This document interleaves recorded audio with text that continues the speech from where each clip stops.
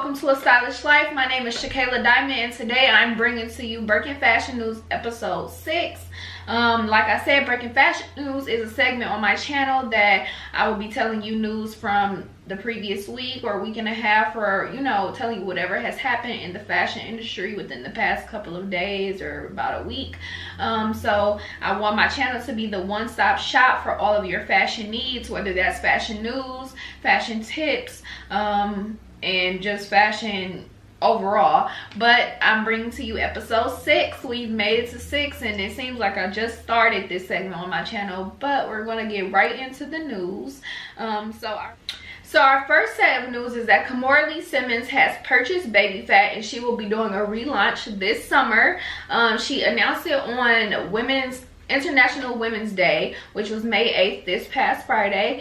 She said she didn't say how much she had to purchase it for. She just said that it took a little searching and finding to get it. But I know that I'm personally so excited to see the brand come back. During the time that it was around and was doing great, it grossed about $1 billion. So it was an amazing business. I wore it when I was a little kid. I wore it around the ages of probably from, I don't even know how old I was when Baby Phat came out. I might have been maybe 6 or 7 and probably wore it, and it was around until maybe I was 13 or 14.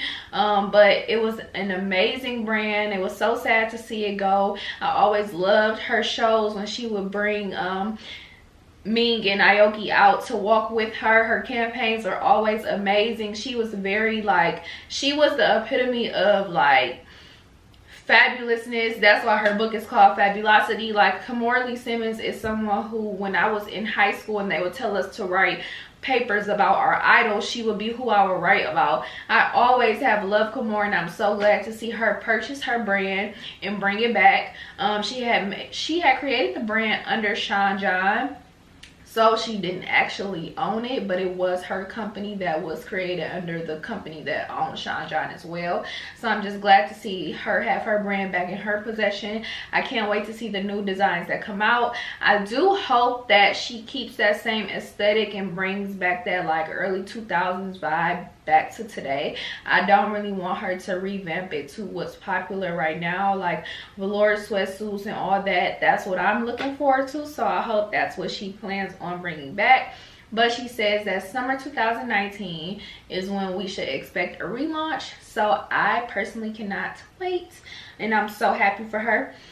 Next is Tiffany & Co. opened their first store in Washington, D.C., and they will be holding an exhibit and a gala. And in the exhibit, they will be showing all of the jewelry from past presidents and probably first ladies, and they will be exhibiting all of the Tiffany & Co. jewelry that they worn during their tenure as president or first lady. Next is Hermes takes its craftsmanship exhibit to Rome. The craftsmanship exhibit will be of 10 different artisans from 10 different disciplines. I'm not sure exactly what the disciplines are, but I'm pretty sure it's painting and craft, making things, sculptures and things like that. But they're taking it to Rome. It's been 43 stops on the tour. I believe it ends March 16th or somewhere around that date. But you have the opportunity, if you visit the exhibit, to talk with the artisans that are there, and be able to speak with the artists and do meet and greets and things like that. Next is that for the Chanel Fall Winter 2019 show, it was a winter wonderland. This collection was the last collection of Karl for Chanel before he passed away. It was basically a winter wonderland that he created in his mind, and it was brought to life. During the show, models were crying during the finale of the show. They also played an interview of him from 37 years ago when he first started at Chanel and first took the job working at Chanel. And he also stated, which is something that I didn't know, he said in the interview that he initially, when they first asked, he turned down the position, and then the second time they asked, he said yes because people were saying he shouldn't do it. So he kind of did it out of spite, and just see how it turned out now. But it's so crazy that he turned it down to begin with, and then he ended up going and working with the company for over 30 years, for about like 35 years. So that was, I'm pretty sure that was crazy to hear that interview during the show, or during a part of the show. And it was also 2,600 guests. Everybody was wearing clothing and pieces from Carl's era, so clothes spanning from the past 35 years. So it was a very emotional show based off of what I read on Women's Wear Daily. It was very emotional. The models were crying during the finale. The guests were crying and getting emotional, especially, you know, when they showed when they played the interview and things like that. But the show was beautiful. It literally looked like a ski lodge brought to life. Like, they had the fake snow, they had the fake lodges, and the collection was, of course, it was very breathtaking.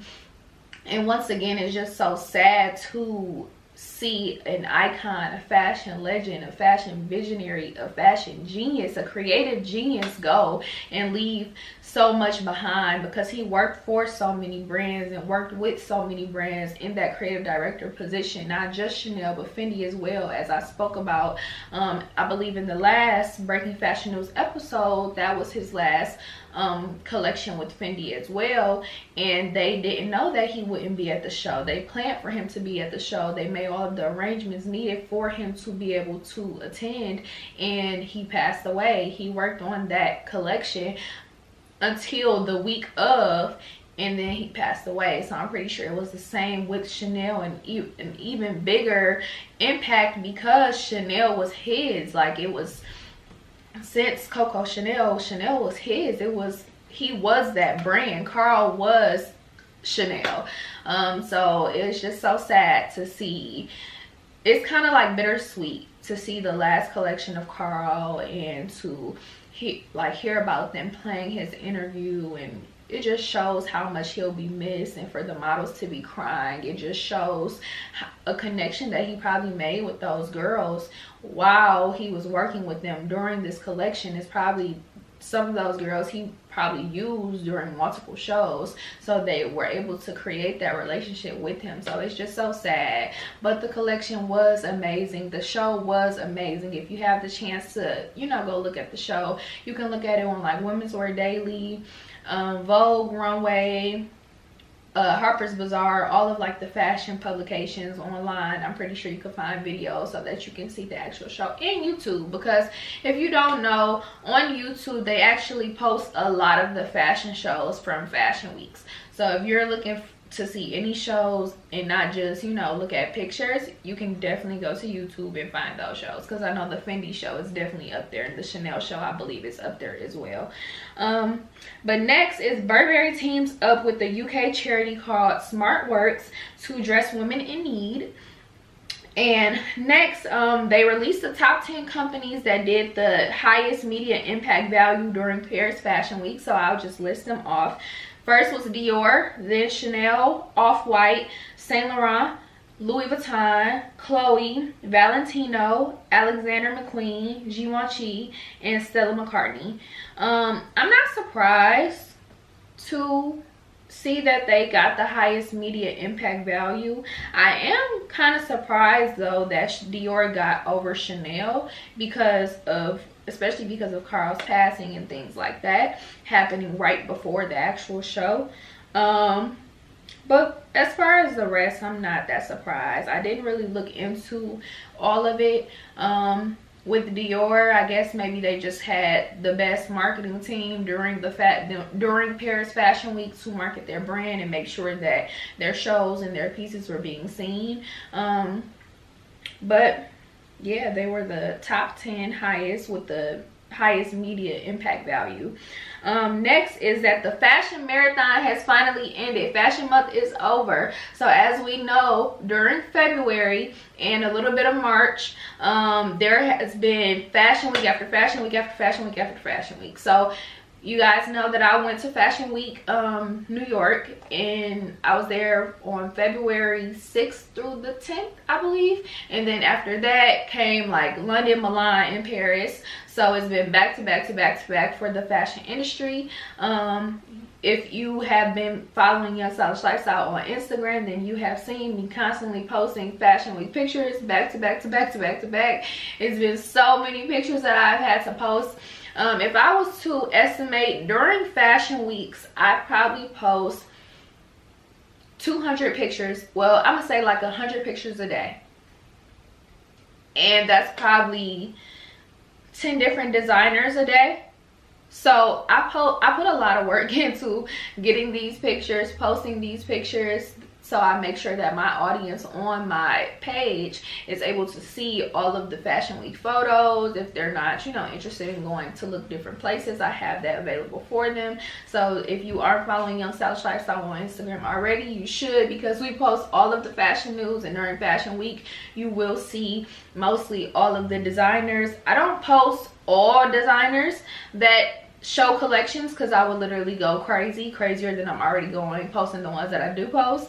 But I post, you know, the most popular brands, or the brands with the best collections. So there's, you know, probably 10 brands, 10 or more brands that I post per day, but I post like 10 pictures per brand. So that's 100 pictures in that one day, and then I do that every day during the fashion weeks, because there's stuff coming back to back.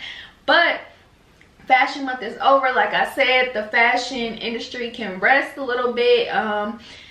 I wonder what news is going to be happening, because a lot of the time the news comes mainly from fashion months. So during February and during September is when most of the fashion news comes, because there's collections, there's lookbooks, there's shows. So we'll just see, you know, what news will be coming out. But the fashion marathon is over. I know that I'm personally excited, just because that takes a little bit of work off of me from posting on the Young Stylish Lifestyle Instagram page, because I do it all myself. Although I still do post other content besides fashion week, I don't have to post as much, because it's not as much content being thrown out. But yeah, I can't wait till September, because I'll be at New York Fashion Week, and then I'm going to another fashion week, but I will wait to talk about that when the time gets closer. No particular reason, it's just, you know, what I choose to do. You guys will see it. I guess that could be a little surprise, but you guys will see it once it gets closer to that time. But thank you guys for watching. I hope that you enjoy Breaking Fashion News episode 6. Make sure that you turn on your post notifications so that you never miss when I upload a video, because I do upload a lot, if you have not noticed. Also, make sure that you are subscribed to my channel if you like what you see, and give this video a thumbs up if you enjoyed the news that I was giving you, or you enjoyed this video. But thank you guys for watching, and I will see you in the next video. Peace out.